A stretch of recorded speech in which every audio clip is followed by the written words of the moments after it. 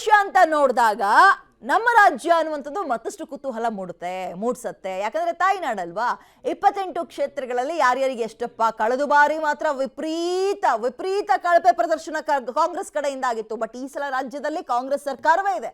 So ಎಷ್ಟು ಅವ್ರು ತಗೊಳ್ತಾರೆ? ಇವರಿಬ್ರು ಫ್ರೆಂಡ್ಸ್ ಆಗಿದ್ದಾರೆ, ಮೈತ್ರಿ ಆಗಿದ್ದಾರೆ, ಒಗ್ಗಟ್ಟಾಗಿ ಎಷ್ಟು ತಗೊಳ್ತಾರೆ? ಮತ್ತೆ ಹಾಸನದಲ್ಲಿ ಸ್ವಲ್ಪ ಕಾಂಪ್ಲಿಕೇಶನ್ಸ್ ಇದೆ. ಅಲ್ಲಿ ರಿಸಲ್ಟ್ ಏನಾಗ್ಬೋದು? ಬೆಂಗಳೂರು ಗ್ರಾಮಾಂತರ ಏನಾಗುತ್ತೆ? ಮಂಡ್ಯ ಏನಾಗುತ್ತೆ? ಮೈಸೂರು ಏನಾಗುತ್ತೆ? ಉಡುಪಿ ಚಿಕ್ಕಮಗಳೂರು ಏನಾಗುತ್ತೆ? ತುಮಕೂರು ಏನಾಗುತ್ತೆ? ಬೀದರ್ ಏನಾಗುತ್ತೆ? ಕಲಬುರಗಿ ಏನಾಗುತ್ತೆ? ಚಿಕ್ಕಬಳ್ಳಾಪುರ ಏನಾಗುತ್ತೆ? ಹೀಗೆ ಎರಡ ಎಲ್ಲ ಕ್ಷೇತ್ರದ ಮೇಲೂ ಕೂಡ ಕುತೂಹಲ ಹೆಚ್ಚಾಗ್ತಾ ಇದೆ ಈ ಸಲ. ಸೊ ನಾವೀಗ ನಮ್ಮ ರಾಜ್ಯದ 28 ಕ್ಷೇತ್ರಗಳ ಬಗ್ಗೆ ನೋಡ್ತಾ ಹೋಗೋಣ.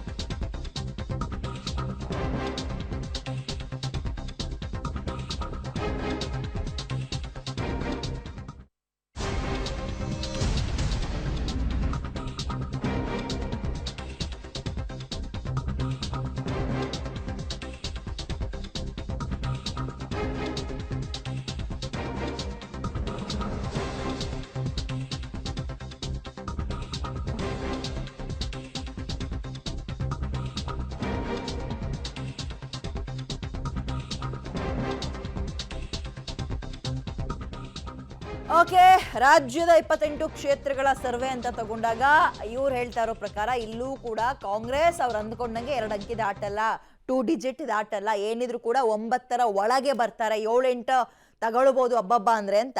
ಹಾಗಾದ್ರೆ ಯಾರ್ಯಾರು ಎಷ್ಟೆಷ್ಟು ಹೇಳಿದ್ದಾರೆ ನೋಡ್ತಾ ಹೋಗೋಣ. ಟುಡೇಸ್ ಚಾಣಕ್ಯ ಇಡೀ ದೇಶದ ನೋಡಿದ್ವಿ ಅಲ್ವಾ, ಈಗ ರಾಜ್ಯಕ್ಕೆ ನೋಡ್ತಾ ಬರೋಣ. ಟುಡೇಸ್ ಚಾಣಕ್ಯದ ಪ್ರಕಾರ NDA ಅಥವಾ BJP ರಾಜ್ಯದಲ್ಲಿ 24 ತಗೊಳತ್ತೆ. 28ರಲ್ಲಿ 24 ಅಂದ್ರೆ ಇನ್ನು ಉಳ್ಕೊಳ್ಳೋದು 4. ಅದು ಯಾರು ಪಾಲಾಗುತ್ತೆ? INDA ಅಥವಾ ಕಾಂಗ್ರೆಸ್ ಪಾಲಾಗುತ್ತೆ ಅಂತ ಹೇಳ್ತಿದ್ದಾರೆ. ನಾವು ಒಕ್ಕೂಟ ಅಂತ ತಗೊಳ್ಳೋದು ಬೇಡ. ನಮ್ಮ ರಾಜ್ಯದಲ್ಲಿ ಯಾವುದೇ ಮೈತ್ರಿ ಆಗಿಲ್ಲ ಕಾಂಗ್ರೆಸ್ ವಿಚಾರದಲ್ಲಿ. ರಾಜ್ಯದಲ್ಲಿ ಹೇಳಿದ್ದು ಕಾಂಗ್ರೆಸ್ ಅಂತಾನೆ ತಗೊಳ್ಳೋಣ. ಇನ್ನು ಆಕ್ಸಿಸ್ ಮೈ ಇಂಡಿಯಾ BJP 23ರಿಂದ 25 ತಗೊಳುತ್ತೆ. ಇವರು ಕೂಡ BJPಗೆ ಹೆಚ್ಚಿನ ರಿಸಲ್ಟ್ ಅನ್ನು ಕೊಟ್ಟಿದ್ದಾರೆ ಇದರಲ್ಲಿ ಸರ್ವೆಯಲ್ಲಿ. INDA ಅಬ್ಬಬ್ಬ ಅಂದ್ರೆ 3ರಿಂದ 5ಕ್ಕೆ ಸುಸ್ತಾಗ್ಬಿಡ್ಬೋದು ಅಂತ ಆಕ್ಸಿಸ್ ಮೈ ಇಂಡಿಯಾ ಹೇಳ್ತಾ ಇದೆ. ಪೋಲ್ಸ್ಟ್ರಾಟ್ ಅನ್ನುವಂತಹ ಸಂಸ್ಥೆ ಕೊಟ್ಟಿರುವ ಅಥವಾ ಅವ್ರು ನಡೆಸಿರೋ ಸರ್ವೆ ಪ್ರಕಾರ NDA 20, INDA 8. ಅಂದ್ರೆ ಬಹುಶಃ ಇವರು NDA ಅಂದ್ರೆ JDSನು ಇದ್ರೊಳಗೆ ಸೇರಿಸ್ಕೊಂಡಿದ್ದಾರೆ ಅಂತ.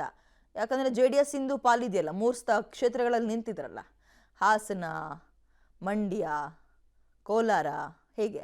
ಓಕೆ, ಇನ್ನು ಪೋಲ್ ಹಬ್ ಅನ್ನುವ ಸಂಸ್ಥೆ ನಡೆಸಿರುವ ಸರ್ವೆ ಪ್ರಕಾರ NDA 23ರಿಂದ 26, INDA ಬರೀ 3ರಿಂದ 7ರಲ್ಲಿ ಎಷ್ಟಾರು ಪಡೆದುಕೋಬಹುದು. ಅಷ್ಟಕ್ಕೆ ಸುಸ್ತಾಗ್ತಾರೆ. ಅಂದ್ರೆ ಎಲ್ಲರೂ ಹೇಳೋ ಪ್ರಕಾರ 2 ಡಿಜಿಟ್ ಯಾರು ದಾಟಲ್ಲ ಕಾಂಗ್ರೆಸ್ ಎಲ್ಲ ರಾಜ್ಯದಲ್ಲಿ ಅಂತ. ಬಟ್ ಕಾಂಗ್ರೆಸ್ಸಿಗೆ ಅದರಲ್ಲೂ DK ಶಿವಕುಮಾರ್ ಅವರು, ಸಿದ್ದರಾಮಯ್ಯ ಅವರೆಲ್ಲ ಹೇಳೋ ಪ್ರಕಾರ ತೀರಾ ಕಾನ್ಫಿಡೆನ್ಸ್ ಇದೆ ಅವರಿಗೆ, ವಿಶ್ವಾಸದ ನುಡಿಗಳನ್ನು ಆಡ್ತಾ ಇದ್ದಾರೆ. ನಾವು ಪರ್ಸನಲ್ ಸರ್ವೆ ನಡೆಸಿದೀವಪ್ಪ, ನಾವು 2 ಅಂಕಿ ದಾಟ್ತೀವಿ, ನೋಡ್ತಾ ಇರಿ ಅಂತ ಹೇಳಿದ್ದಾರೆ. ಪಿಮಾರ್ಕ್ ಅನ್ನುವ ಸಂಸ್ಥೆ ನಡೆಸಿರೋ ಪ್ರಕಾರ ರಾಜ್ಯದಲ್ಲಿರೋ 28 ಕ್ಷೇತ್ರದಲ್ಲಿ NDA 22, INDA 6 ಕ್ಷೇತ್ರಗಳನ್ನು ಪಡೆದುಕೊಳ್ಬಹುದು. 6 ಯಾವುದು? ಅದು ಕುತೂಹಲ ಅಂತ ಹೇಳ್ತಾ ಇದ್ದಾರೆ ಪಿಮಾರ್ಕ್ ಅವರು. ಮತ್ತು ಇಷ್ಟು ಸಂಸ್ಥೆಗಳು ನಡೆಸಿರೋ ಸರ್ವೆಯಲ್ಲಿ ಯಾವುದು ನಿಜವಾಗುತ್ತೆ, ಯಾವುದು ಹತ್ತತ್ರಕ್ಕೆ ಹೋಗಿ ನಿಂತ್ಕೊಳ್ಳುತ್ತೆ, ಅದು ಕುತೂಹಲ ಮೂಡಿಸುತ್ತೆ. ಮ್ಯಾಟ್ರೀಸ್ ಅನ್ನುವಂತಹ ಸಂಸ್ಥೆ ನಡೆಸಿರುವಂತಹ ಸರ್ವೆ ಪ್ರಕಾರ 21 NDAಗೆ, INDA 7 ಅಂತ ಇವ್ರು ಹೇಳ್ತಾ ಇದ್ದಾರೆ. ಇದು ಮ್ಯಾಟ್ರೀಸ್ ಸಂಸ್ಥೆ ನಡೆಸಿರುವ ಸರ್ವೆ ಪ್ರಕಾರ. ಅದೇ ರೀತಿಯಾಗಿ ಇಂಡಿಯಾ TV ನಡೆಸಿರೋ ಸರ್ವೆ ಪ್ರಕಾರ NDA 19ರಿಂದ 24ರೊಳಗೆ ಎಷ್ಟಾರು ಪಡೆದುಕೋಬೋದು. ನಿರಾಯಾಸವಾಗಿ 10-20 ದಾಟ್ತಾರೆ ಅವರು.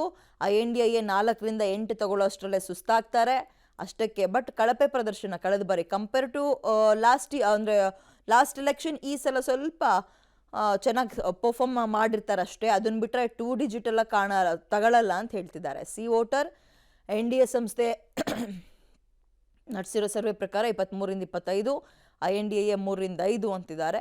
ಸಿ ವೋಟರ್ ಸಂಸ್ಥೆ ನಡೆಸಿರೋ ಈ ಒಂದು ಸರ್ವೆ ಪ್ರಕಾರ ಇಂಡಿಯಾ ನ್ಯೂಸ್ 23 NDA, 5 INDA ಅಂತ ಹೇಳಿದ್ದಾರೆ. ಜನ್ ಕಿ ಬಾತ್ 21ರಿಂದ 23 NDA, 5ರಿಂದ 7 INDA ಅಂತ, ಅಂದರೆ ಅಲ್ಲಿ ಕಾಂಗ್ರೆಸ್ ಅಂತ. ಸೊ ಇಷ್ಟು ಗಮನಿಸಿದಾಗ ಯಾವುದೇ ಒಂದೇ ಒಂದು ಸಂಸ್ಥೆಗಳು ಅಥವಾ ಸರ್ವೆ ನಡೆಸೋ ಏಜೆನ್ಸಿಗಳು ಕೂಡ ರಾಜ್ಯದಲ್ಲಿ ಇರೋ 28 ಕ್ಷೇತ್ರದಲ್ಲಿ ರಾಜ್ಯದಲ್ಲಿ ಕಾಂಗ್ರೆಸ್ ಸರ್ಕಾರದಲ್ಲಿರಲಿ 2 ಅಂಕಿ ಅವ್ರು ದಾಟ್ತಾರೆ ಅಂತ ಯಾರೂ ಹೇಳಿಲ್ಲ. ಆಗ ಬಿಟ್ರೆ ಸಮೀಕ್ಷೆಗಳು ಸುಳ್ಳಾಗುತ್ತೆ. ಅಲ್ಲಿಗೆ ಅವ್ರು ಹೇಳ್ದಂಗೆ ಆಗುತ್ತೆ, ಕಾಂಗ್ರೆಸ್ ನಾಯಕರು ಹೇಳ್ದಂಗೆ ಆಗುತ್ತೆ. ಇದು ಕೂಡ ಅಸೆಂಬ್ಲಿ ಎಲೆಕ್ಷನ್ ಥರ ಮ್ಯಾಜಿಕ್ ಆಗಿಬಿಡ್ತಾ ಕೊನೆ ಕ್ಷಣದಲ್ಲಿ. Will see. ಕೆಲವು ಗಂಟೆಗಳು, ತುಂಬ ಏನು ಕಾಯಬೇಕು ಅಂತಿಲ್ಲ. ಇಲ್ಲಿ ತನಕನೇ ಕಾದಿದ್ದೀವಿ.